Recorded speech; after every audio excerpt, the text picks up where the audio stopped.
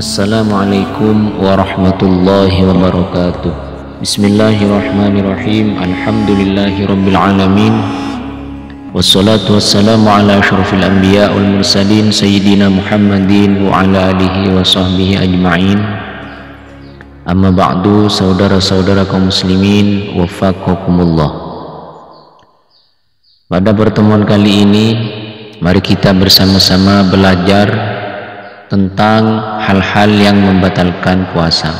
Karena meskipun kita sudah menunaikan puasa, menurut kita sudah baik, sudah bagus, tapi kalau kita tidak tahu terhadap hal-hal atau apa saja yang membatalkan puasa, maka bisa jadi puasa yang kita tunaikan, puasa yang kita jalankan sebenarnya batal, namun kita tidak menyadarinya.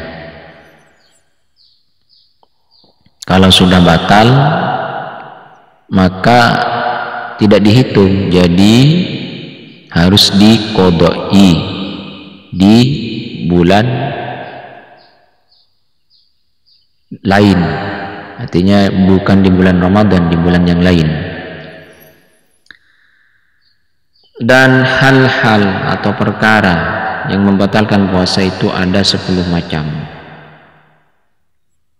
Yang pertama adalah dukhulu syai'in min a'yanid dunya wala qalilan ila jawfi amdan in dakhala min ahadil manafidil maftuhati.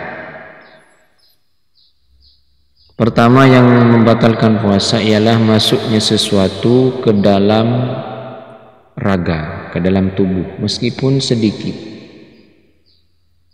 Masuknya sesuatu apa saja, baik itu barang keras, barang lunak atau barang cair, dan masuknya ke dalam tubuh itu lewat manafid, lubang-lubang yang sudah ada yang terbuka. Lubang yang terbuka yang sudah ada, yaitu lewat lubang telinga atau hidung atau mulut, atau lubang zakar atau farji, atau lubang dubur. Jadi kalau ada sesuatu yang masuk di saat melaksanakan puasa Ramadan lewat salah satu lubang yang sudah disebutkan dan sudah masuk ke dalam batas batin, yakni batas dalam, maka puasanya batal. Terus yang kedua, asani al-qai'u amdan. Yang kedua ialah muntah dengan cara disengaja. Memang ada usaha, ada upaya untuk muntah, maka puasanya batal. Terus ini juga lupa. Jadi masuknya sesuatu itu yang pertama ya disengaja. Kalau lupa ya tidak batal. As-salisu al-jima'u amdan walau bi ghairi inzalin. Yang ketiga ialah bersenggama dengan cara sengaja, maka puasanya batal. Meskipun tidak sampai ejakulasi atau tidak sampai orgasme, maka puasanya tetap batal ya. Ar-rabi'u khurujul mani bi ta'ammudil istimna awil mubasyarah walau bi ghairi jima'in. Yang keempat batalnya puasa ialah keluar sperma dengan sengaja. Ada upaya, ada usaha untuk mengeluarkan sperma dengan cara sengaja. Ya memang ada upaya untuk mengeluarkan. Yang pertama adalah jima. Jima itu dengan sendirinya membatalkan puasa meskipun tidak sampai keluar mani, tidak sampai ejakulasi. Yang kedua, yang keempat adalah keluar sperma. Ini keluarnya itu bukan karena jima. Jadi keluar sperma tapi bukan dengan jima, karena jima sudah membatalkan. Misalnya dengan cara melihat, menyentuh, atau dan semacamnya.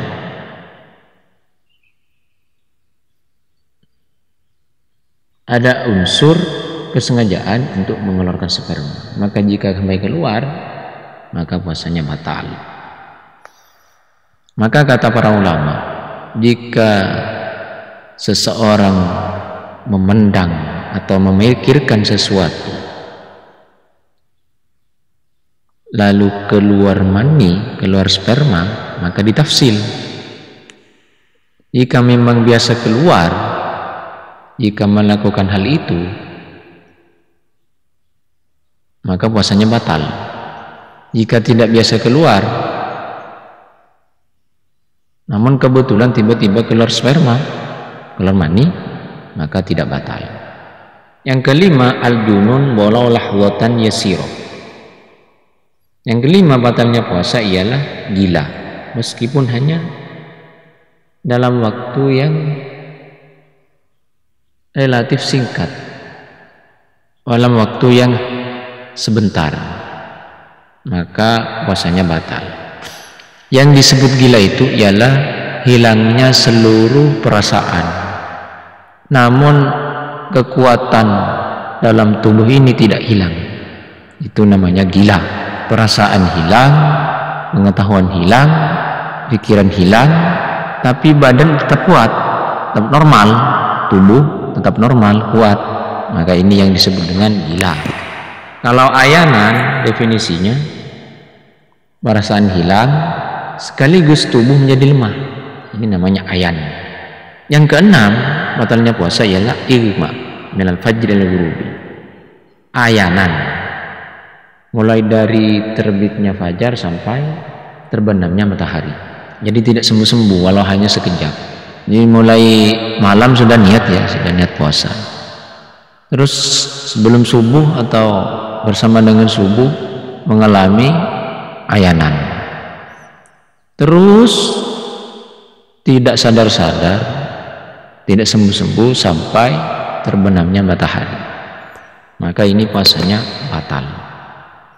Kalau sembuh di siang hari walau hanya sebentar, walau hanya sekejap, maka sah puasanya.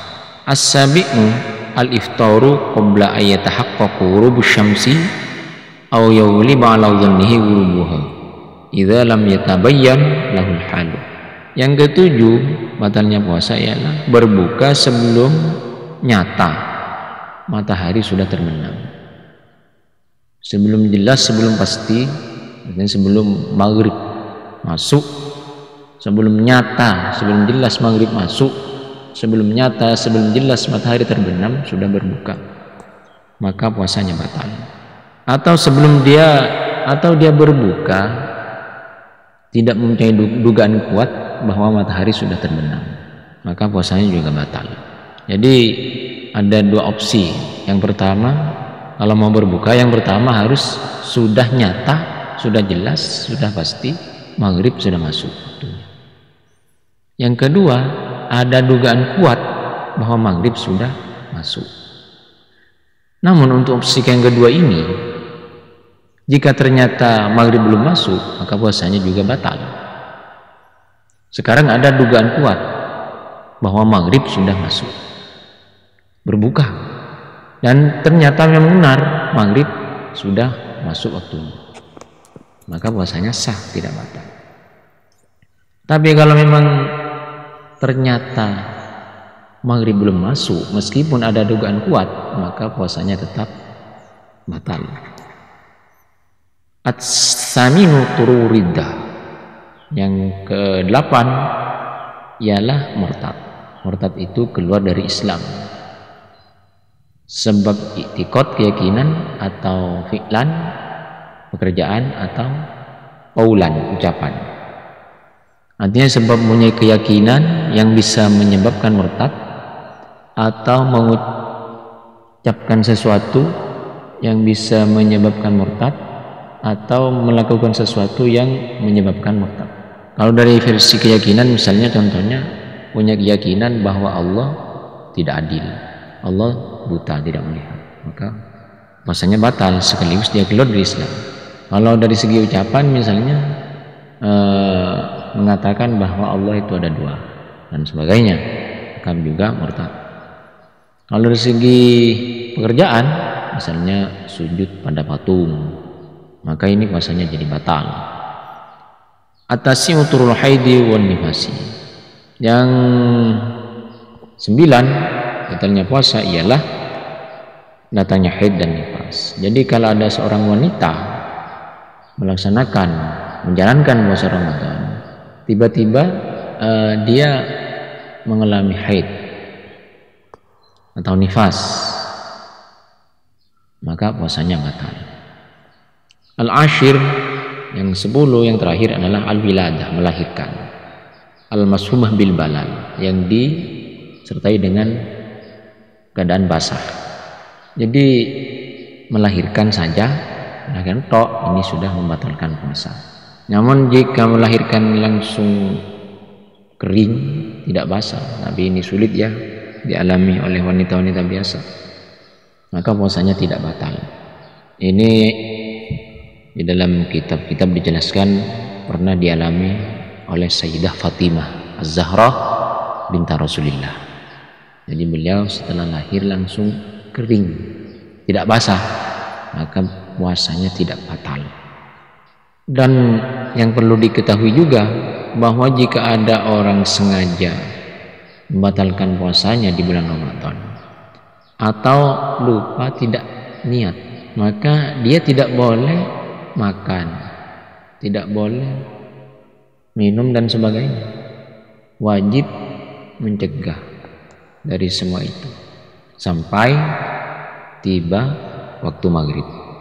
Jadi inilah 10 macam hal-hal yang dapat membatalkan puasa yang perlu diingat, jangan sampai lupa. Semoga bermanfaat. Assalamualaikum warahmatullahi wabarakatuh.